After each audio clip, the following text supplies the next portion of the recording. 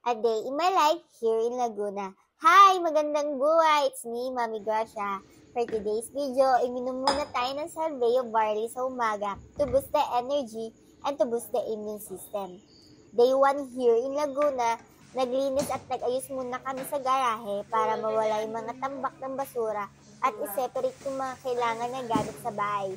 Medyo maalikabok dahil kakatapos lang ayusin kong bahay. Madami pa nga kaming aayusin at kulang sa bahay. Buti na lang at nakabili na kami ng sofa bed at dining set sa weekend dito sa bayan kahapon. Waiting na lang kami i-deliver yung mga in-order namin kahapon. Dati, kwarto lang nililinis namin. Ngayon buong bahay na hanggang second floor pa. Kaya medyo naninibago kami mag-asawa. Time check, 11:05 a.m. Dumating na yung hinihintay namin dining set and sofa bed. Dapat 1 month pa bago mai-deliver. Buti na lang napakiusapan namin sila na kung pwede may deliver na para meron na kami maupuan dito sa bahay at may gaan. Sofa bed pala ang pinili namin para kung merong bisita na matutulog dito, meron may gaan. Dahil isang kwarto lang ang meron kami, then yung dining set, mas pinili ko yung ganitong design para bumagay siya sa kulay dito sa bar namin.